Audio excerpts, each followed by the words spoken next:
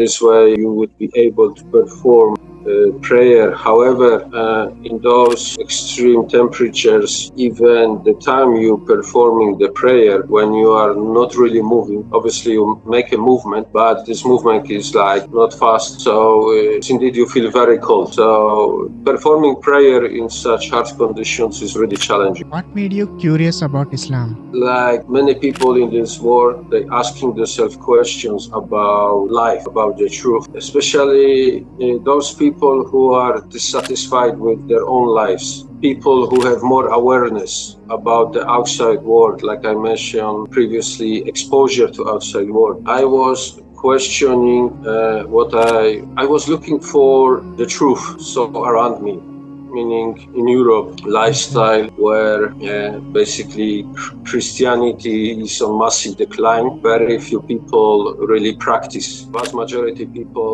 they are either atheist or agnostic. That's the current situation in Europe. There is very few people who really practice. They may, of course, say, I am a Christian, some of them, but they do not really practice. It's just the cultural background rather than religious background.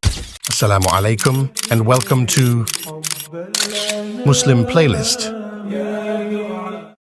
This, I believe, eventually led me to Islam.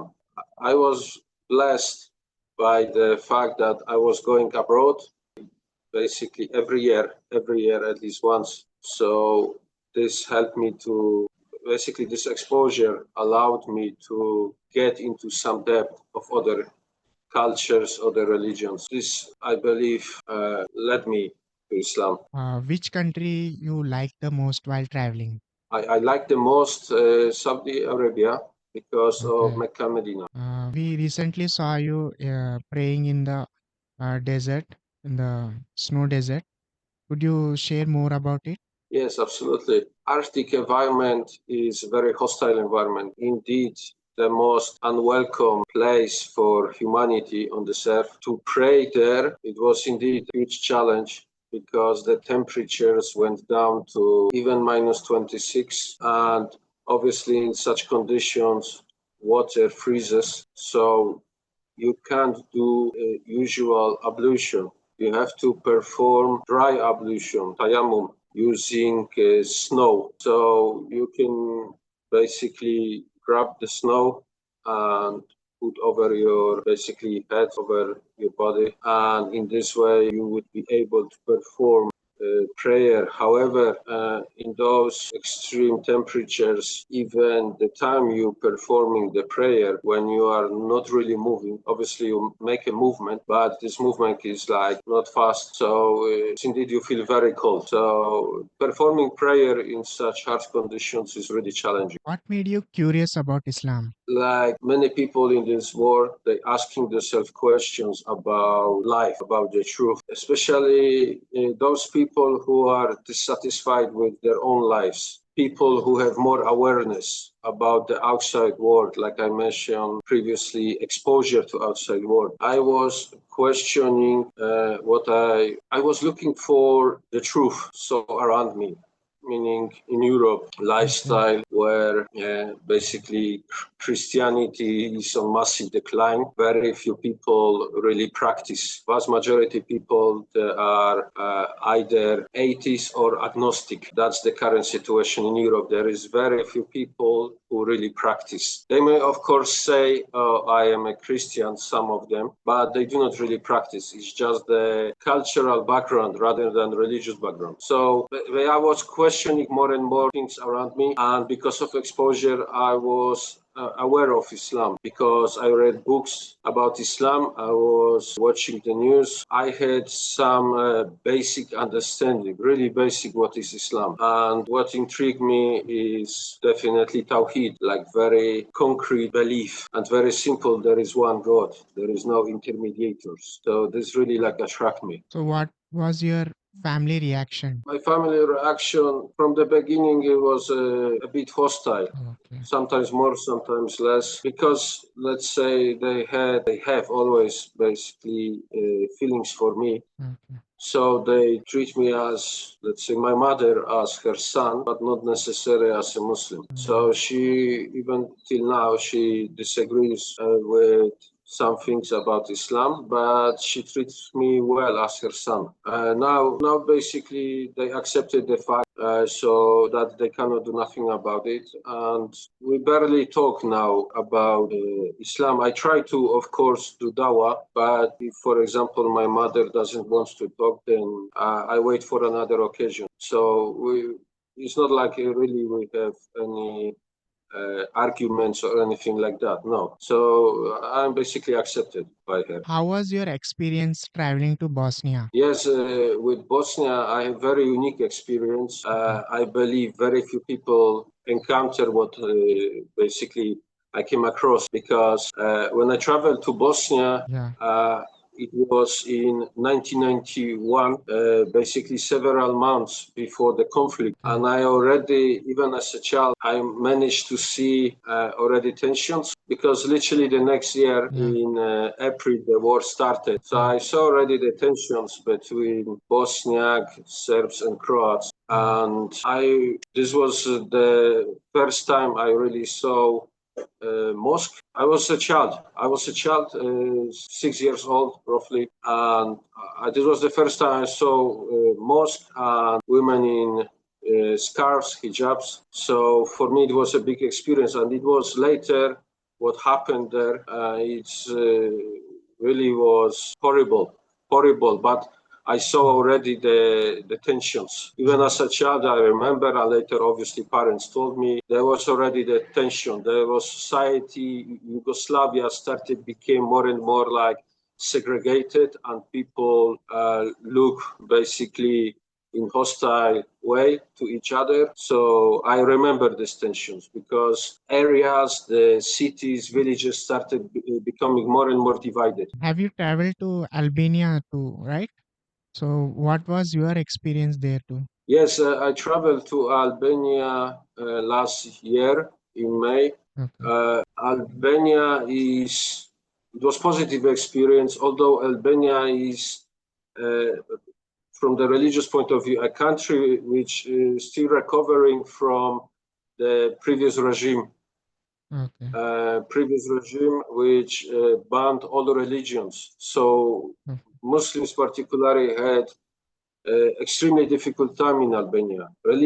All religions were banned, not only Islam, Christianity as well. I was happy to see more and more mosques, more and more people practice, but still the society is largely secular. Yeah. It's largely secular, although it's improving. It's improving. People are hospitable, they are helpful, especially when you befriend with them, then they make really easy for you, and they are basically your guide in a country. Many vloggers went there and they saw that Muslim people are few in practicing Islam. And when they went to Bosnia, the same place, they saw Bosnia people practicing Islam more. So that maybe that's a difference between the two countries. Yeah, I would agree partially with what you said. There is definitely in Bosnia people practicing a bit more, Yeah, but it's also I wouldn't say it's majority in Bosnia yeah, either. yeah, Its growing number is definitely more than in Albania, but yeah, it's still it's not majority.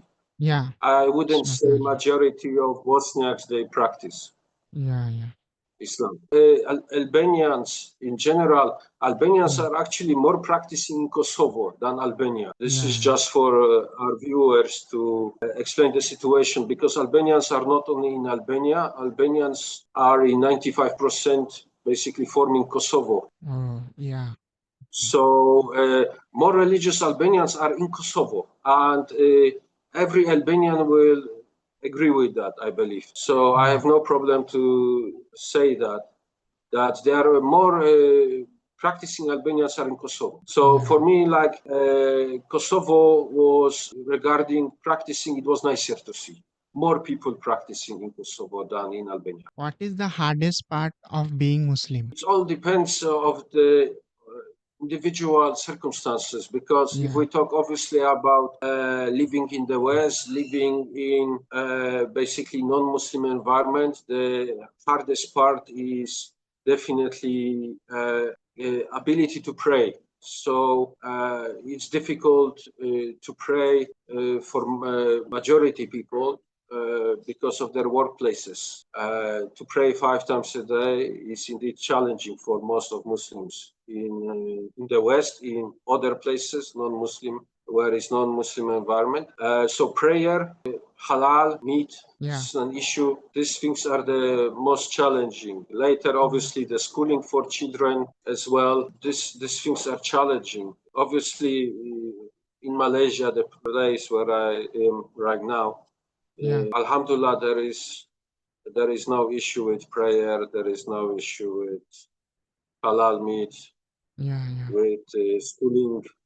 So I'm happy, basically grateful for that to Allah. Getting halal food in Malaysia is easy than in Korea. We, for example, with my wife, we buying from local Muslim Yeah, Malay, who's yeah. a butcher. So Okay. we've got 100% sure it's halal. It's not big farm. It's got very small farm, reliable, check. So we did everything what we can to verify it's indeed halal. It's a small butcher. So we've got this guarantee. About situation in, as you mentioned, in Korea, South Korea, Yeah. I have no knowledge about the situation there. What part of Islam makes you feel peaceful about? Definitely prayer, Yeah, okay. remembrance of Allah, basically activities calm me down. The most, especially when you are in sujood, you ask directly Allah subhanahu wa ta'ala for things. This is the most calming for me. And also remembrance of Allah. These two practices uh, allows me to go through difficult times. What was the decisions you made after reverting to Islam? Basically, reverting to Islam, I wanted to be in better environment because I realized better environment meaning Muslim environment. I Okay. realized that it's really challenging to pray, really challenging to pray Okay. because I was in the environment when there was very few Muslims around me, and there was a problem where employer agreed to pray basically in timely manner. He didn't agree on that, Okay. so I had to delay prayer. There was problem with getting halal meat. That's why I wanted to move to Muslim environment, Yeah. and this was my goal. It happened that basically I was waiting nearly two decades to move. Oh, 17 okay. years, 17 years when I So, finally moved. So, despite my attempts, sometimes it's Allah's will. You're doing your best, but you can't move. Nothing works, basically. And I really was working hard to move. So, this was my main decision to move to Muslim environment. what would you say to the people who want to learn about Islam? To go to verified websites, to if they, for example, it all depends again on the circumstances. If Yeah. a person is environment where there are mosques, to go Yeah. to any verified basically mosque Yeah. where there will be no knowledgeable imam Yeah. who will basically answer the person questions. If, for example, there is no environment, basically in this environment there is no Muslims, Okay. so the best is to go to verified websites, Yeah. to search more Yeah. Yeah. on verified official websites. This way, I believe, and at the end, is hidayah comes from Allah. Allah guide who He wants. Yeah. So the end, basically, the guidance comes from Allah. This is the end goal. Yeah. Because there are people who are interested in Islam, but they will just stop on this. Yeah. I came across such people, they never accepted Islam. Okay. So we pray to Allah because He is the one. We are just tools. So definitely verify sources. I encourage anyone to go to verify sources to learn about Islam. Maybe we can say instead of depending on AI, we can research by ourselves. That will be more important. Yes, definitely to research by ourselves, to go to verify websites, because AI will bring all the sources, verified and not verified, and this is the danger. We have to be very careful with AI and always verify from where the information comes. What are your plans now for exploring the Muslim countries? Yes, I plan to do Umrah next month. Subhanallah. Inshallah. Yes, together with my wife, this is the plan. And then I plan to go to Bahrain because it's very lovely country, which still there is a lot of basically beautiful places there and historical with Islamic heritage. So I would like to research these places and basically show to the world. What about Oman? You forget. Yeah, Oman definitely is on my list to visit. It's definitely Oman, or other Gulf countries as well. Like I've been to Qatar, a great place. I've been to United Arab Emirates, very nice. I've been to, and obviously Saudi Arabia. I've been on Hajj in 2019. Oh, Been on Subhanallah. Hajj. So Alhamdulillah, these all places are really great. I encourage Muslims to visit these places. While performing Hajj, what was the difficulty you faced? To be honest, I must say there was no like really major challenge because I went with really good agency. It was back when I lived in Europe. I went with really good agency. They organized it very well. So I can't complain about any issue. And also the way how in Saudi Arabia they look after pilgrims. It was they were even pouring water on pilgrims. So they were giving water, the way transportation and organization, basically volunteers, they did really great job there in guiding pilgrims where to go. Hajj was for me like pleasure. It's really like pleasure, fulfillment. No, I didn't have any frustration at all because everything was so well organized from the agency side and from the Saudi Arabia that I could really focus. This was the time I put my intention to really focus on the Hajj practices and to ask Allah subhanahu wa ta'ala for his blessings. And I really focused on this and I fulfilled that.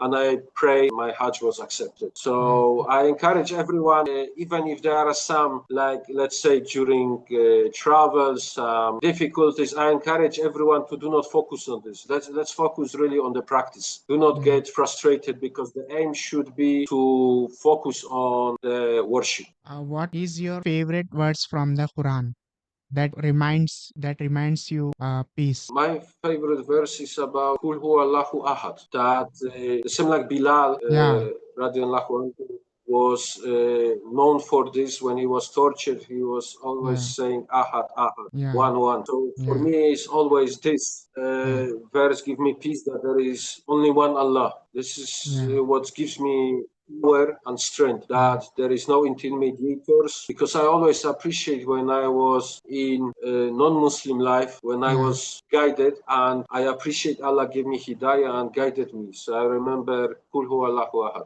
In the times of difficulties, I remember this verse. Any last message you want to give to the viewers? Bismillah, I encourage all Muslims to really study Islam more. And if, for example, there are people who are interested in travel, then let's say they are not interested so much religious side. They practice what they have, but they are not interested, let's say, in study books. So at least during travel, visit places which Okay. are Islamic, with Yeah. great Islamic heritage. So this will increase your faith. The same like with people who like history. Yeah. So visit the historical places, Islamic historical places in particular. So this will also increase your faith.